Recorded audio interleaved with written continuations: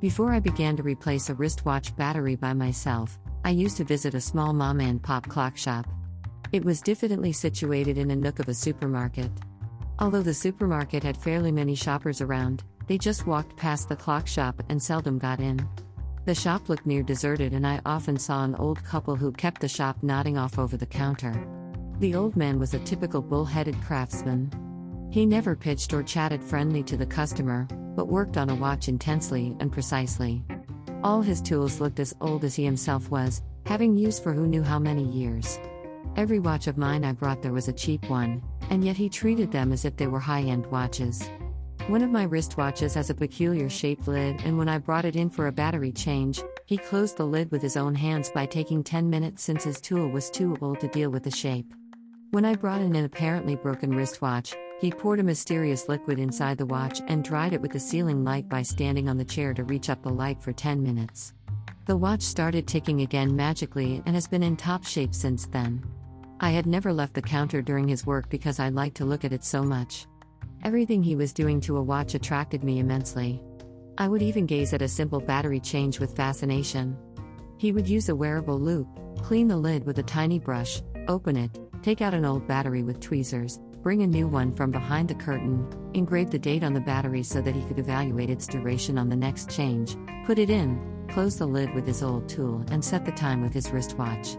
Sometimes he found a tattered water-repellent rubber ring inside my watch, but he never pressed me into buying a new one. He just picked up torn pieces with his tweezers and put them back in as they had been. His most strict instruction to keep watches was to separate them from appliances at least 10 feet. It's difficult in my small apartment, but I still keep my watches as far from appliances as possible. He also told me repeatedly not to place a watch close to a cell phone. I've changed my wrist to wear a watch to my right, as I use a cell phone with my left hand. Eventually I moved too far away from the shop and couldn't visit anymore. And I started replacing a battery by myself. I mimic his battery change with much more primitive tools. Probably I like to see his work because of his passion and earnestness for a watch. I wonder how he's doing and miss him.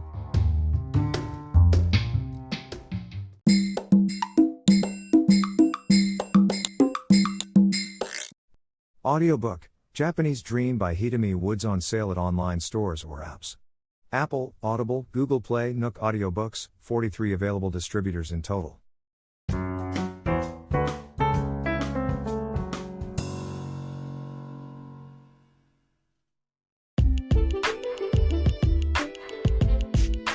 I don't have a child and probably won't have one all my life.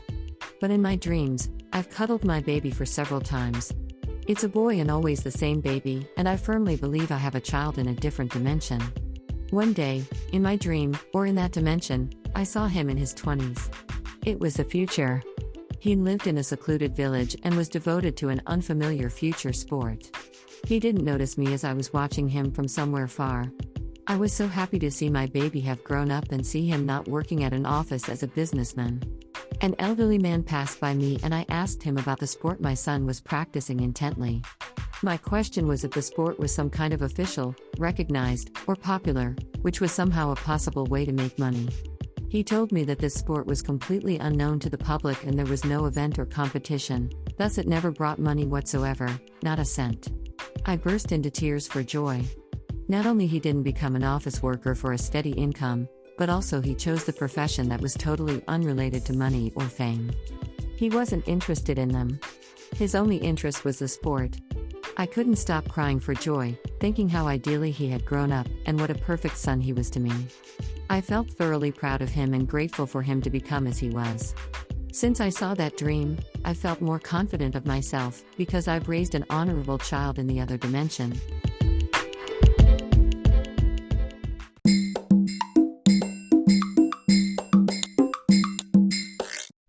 Audiobook, Japanese Dream by Hitomi Woods, on sale at online stores or apps. Apple, Audible, Google Play, Nook Audiobooks, 43 available distributors in total.